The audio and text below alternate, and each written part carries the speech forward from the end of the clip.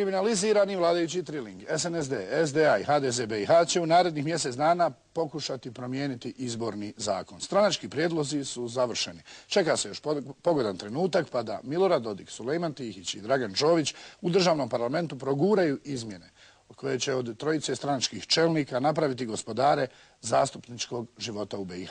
Ukoliko im uspije da uz pomoć ucijenjenih članova Centralne izborne komisije za naredne izbore zatvore izborne liste, Dodik, Tihić i Čović će na velika vrata u BiH uvesti partijsko, a ne glasanje po zasluzi. Arijana Sarađević-Helać.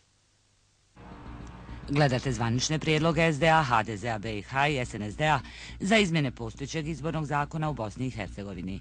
Iako su tri vladajuće stranke pojedinačno došle do nekih novih zaključaka, zanimljivo je da im je zajednička karakteristika uvođenja takozvanog sistema zatvorenih lista, čime bi se građanima naše zemlje uskratilo pravo da glasaju za pojedince, a ne isključivo za političke stranke. Bosna i Hercegovina inače je jedina država u Evropi u kojoj se izmjene izbornog zakonodavstva pokušavaju napraviti u izbornoj godini i to samo nekoliko mjeseci prije zvaničnog raspisivanja izbora. No, kako rekosmo, nije to jedini presedan vladajuće elite koja je mimo svih pravila iz procesa izmjene izbornog zakona izbacila opoziciju, pravne eksperte, ali i kompletnu bosansko-hercegovačku javnost. Podsjećamo, nakon Ustava radi se o najvažnijem državnom zakonu. Nažalost, vladajuća politička elita i ovaj put dokazala da principi kao što su pravna država, vladavina prava, međunarodni standardi, opće prihvaćene evropske pravne stečevine da jednostavno u Bosni i Hercegovini ne važe. To je u parlamentarnoj demokraciji nedopustivo. Vi čak nekim autokratskim režimima ste imali bar kao ukras predstavnike oporbenih stranaka u kreiranju izbornog zakonodavstva. Znači, sami početak izmjena tog zakonodavstva radi se na način koji nije primjeren razvijenim demokracijama, a čak ni našoj zemlji to nije primjereno. U interresornoj grupi formirano je kako bi utvrdila prijedlog izmjena izbornog zakona za parlamentarnu proceduru.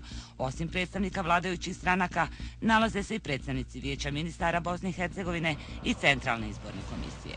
Inače, ova grupa se do sada sastala samo 3 puta i nije napravila niti jedan ozbiljan korak, iako rok za prijedlog izmjene izbornog zakona ističe za nepuna 2 mjeseca. To se tumači kao pokušaj vladajućih stranaka da stvari dovedu pred svršen čin i da pod izgovorom o navodnom nedostatku vremena pokušaju ugurati svoje želje u novi zakon.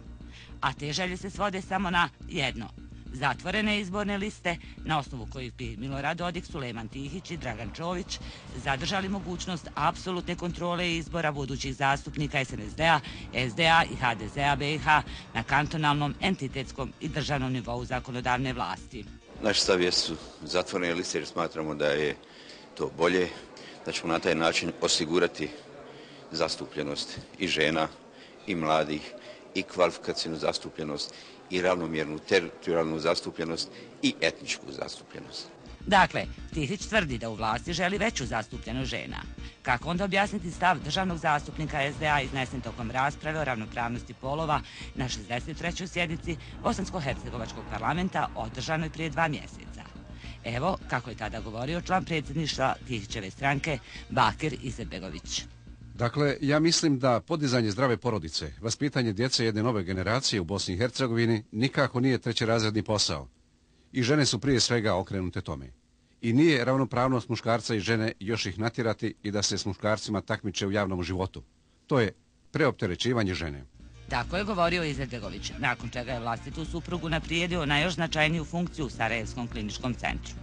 Osim brige za ženska prava, u SDA uvođenje zatvorenih lista pravdaju i njihovom navodnom borbom za zaštitu demokratskih načela u Bosni i Hercegovini. Pritom se u SDA ne srame upoređivati u Bosnu i Hercegovinu sa modernim evropskim državama. U demokratskom svijetu u 90% zemalja su zatvorene liste. Zbog čega bi sad u Bosni to bio nekakav atak na demokratiju.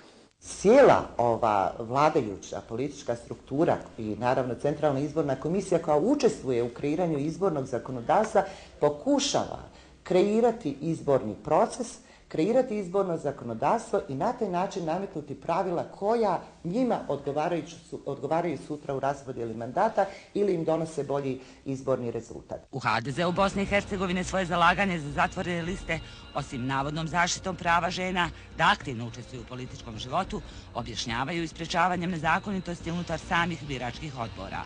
Skandalozno je da HDZ BiH za ovaj pokušaj ima i podršku CIK-a, koji nema ništa protiv da u općinskim biračkim odborima budu zastupljeni i članovi političkih stranaka, što samo stvara dodatne preduvjete za nove manipulacije i lažiranje rezultata glasanja. Jer imamo u dosadašnjoj praksi puno zlouporaba činjenice da su otvorene liste. Znači, to je jedan demokratski standard, ne može se nijekat to, ali imamo u praksi zlouporaba tog sustava. Kada je u pitanju vaša stranka? Generalno. Na primjer? Imate trgovine mandatima, imate čuda koja se događaju u izbornom, u postizbornom vremenu, tako da time se ne jača politička odgovornost izabranih zvaničnika, nego obrnuto. Zadržavanje svojih članova u općinskim biračkim odborima također predstavljaju jedinstven stav za SDA, SNSD i HDZ BiH. Uz to, u Dodikovoj stranci predlažu da se poveća izborni prag sa 3 na 5% osvojenih glasova. Na ovaj način bi se u Republici Srpskoj zauvijek betonirali rezultati etničkog čišćenja, pa bi se veoma lako moglo dogoditi da nakon narednih izbora u Narodnoj skupštini ovog BiH entiteta uopće ne bude poslanika iz bošnjačkog i hrvatskog naroda. Tako je stvaranje jednonacionalne skupštine Republike Srpske i zvanično postao SNSD-ov politički projekat.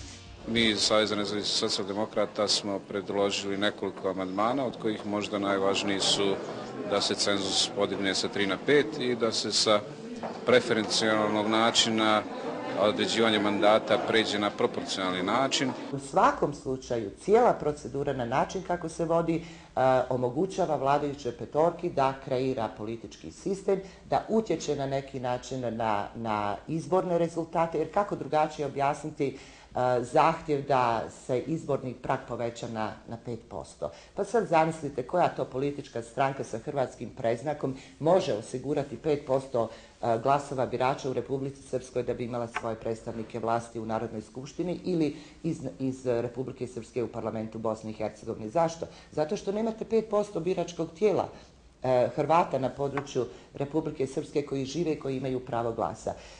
Znači, cijeli ovaj sistem je rađen na način da ne doprinosi demokratizaciji Bosne i Hercegovine, predstavlja u konačnici jednu takvu biračku prevaru i prevaru građana Bosne i Hercegovine, bilo sa otvorenom, bilo sa zatvorenom listom. Za razliku od SDA, SNSD-a i HDZ-a BiH u vladajućoj stranci za Bosnu i Hercegovinu se ne slažu sa koalicionim partnerima oko uvođenja zatvorenih lista.